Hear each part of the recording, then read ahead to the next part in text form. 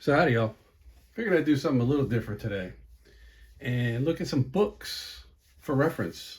So as modelers, we all need some real world reference, and obviously the internet is a great place to go, but I think, and I do use the internet, but I think that books have their place and offer some unique things that you really can't find on the internet. Plus, it's nice to have books, touch books, feel books, that type of thing. And um, looking at something on paper is a lot different than looking at something on a screen. It just, the texture, the feel, everything is a little bit different. For me, I enjoy looking at books. Now, there's different types of books for different types of reference material. Things that I look at, some are for, I want to get historical accuracy. Some I want scale accuracy, and some I just want the feeling of, what is that model gonna feel like? And then, for scratch building, those things are essential. So I'll take you through some of the things that I use and why. So I'm going to cover a range of modeling types of things. So I'm going to move some of these things out of the way here, and I'll kind of bring them back in as we go along. Okay, so, whoops. So the first one, I've been building this model for and I actually have it. I'll pull it out, so it might make more sense. So I used to own a YJ Jeep, and so that was part of the reference material. And to me, I made a 1/10 scale kit. I have the book here. So a lot of the things, I'll kind of just pull it out real quick and kind of show you. So the book was essential for scratch building. So this Jeep had none of this was just a shell. So all of the work here, like all this buildup here on the inside of the grill, it actually has a working hook, right? The firewall, the inside of the wheel wells, the floorboards, the well here, the dashboard, which would go in here. So I stopped building this 10 years ago for a bunch of reasons. And my skills probably weren't the best then, and I've actually caught up now where I'm going to finish this model.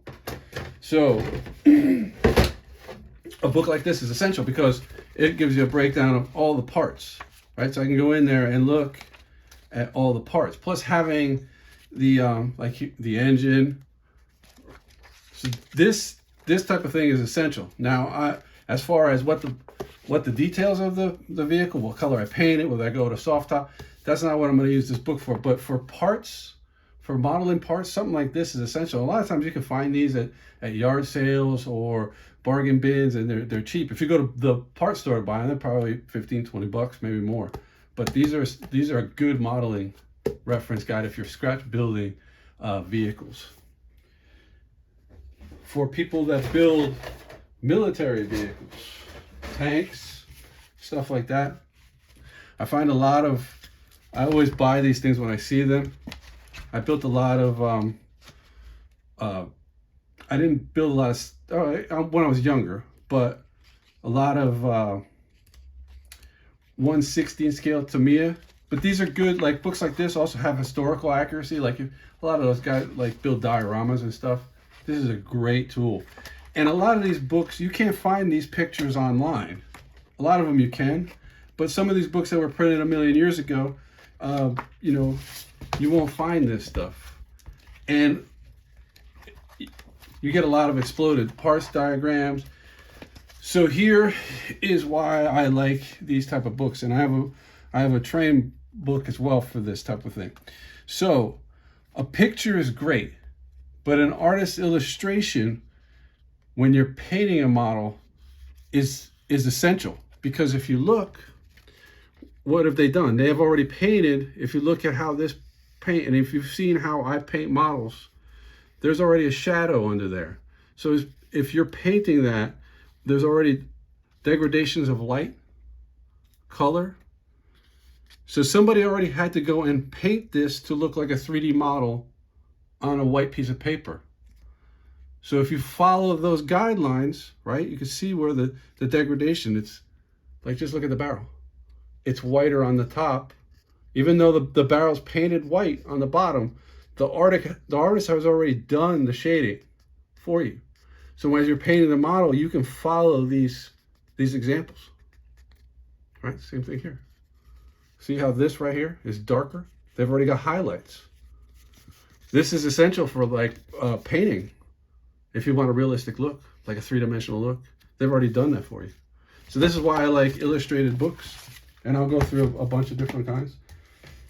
The same thing for if you're modeling airplanes, which I've built a lot of, not only static models, but radio controlled models. But these are good for, like, again, I always try to pick up ones that have artist renderings for the same reason, because I'm going to paint. They're painting on a two-dimensional thing and making it look three-dimensional.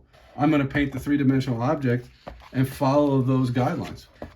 Plus, like, these mixed books are great too, because again, I like historical accuracy when I'm building models. So a lot of these things will show different insignias and different paint schemes, plus where the places that they operated. So if you were going to do a diorama, the books like this are essential. Get this train books. I bought this book, right, years ago. I wasn't even modeling, but always loved trains. So Encyclopedia Railways, Robert Tufano, John Westwood, whoever put this book out. I paid $24 or $17, BJ's Wholesale Club. Right? That's an amazing book for 17 bucks. I mean, obviously it was probably 20 years ago, but these are the books that I want for, like, historical accuracy. I'm going to look through these things, and this has trains from everywhere, from all over the world, all different eras. Steam, European trains, right? These are great. And, for a 20-year-old book, some of these pictures, you might find similar things online, but I mean, I don't have to search. I've got them all right here, right? How great is that? New York Central, CN, VIA, Old Canadian Central, Canadian National. Really great. And I mean, you see the great weathering, but it's a different texture when you look at it in a book versus when you look at, I mean, obviously you're viewing it now online. This is an online picture, but for me, the textures, the colors are totally different. Again, another book, BJ's, $12, Modern Locomotives. Brian Hollingsworth, Arthur Cook, give them all the credit. This book is all illustrations, right? So if I actually want to build one of these and paint it. So when I get one, I'll strip it down. But this guy has already painted this, has laid the blueprint of how I want to paint that train. I know that's in here somewhere.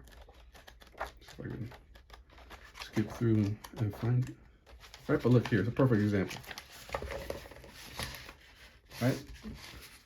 So the artists you've already got highlights, shadows, different colors. So if you're painting this model and you want to give it a 3D look, right? Just follow the blueprint that he established. Look at the detail on the trucks. This is a two-dimensional picture. This is printed on paper, but it has 3 dimensions to it. It pops out of the page. So when I'm painting, I'm going to follow these. It's already different. You can see all the different colors in there, right?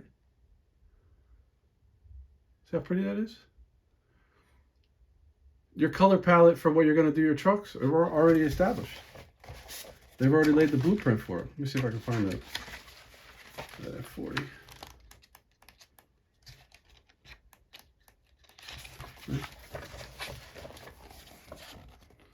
Same thing.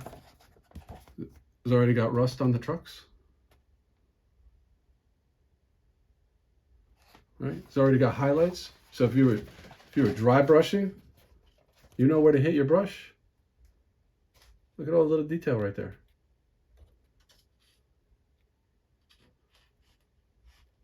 It's got shadows.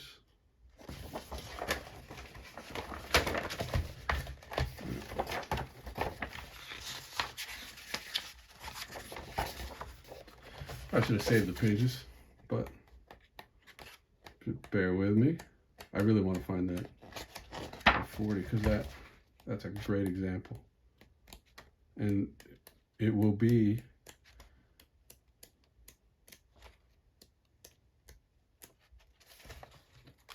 right.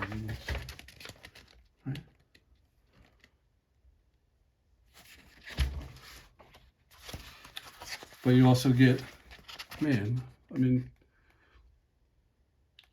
I bet you find some pictures, but look at the colors there.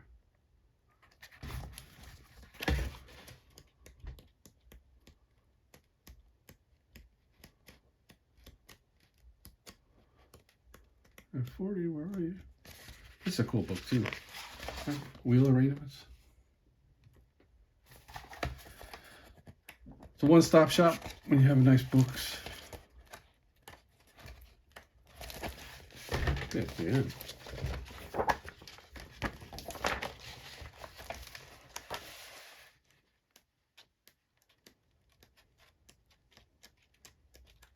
Aha. All right, so look how good that looks.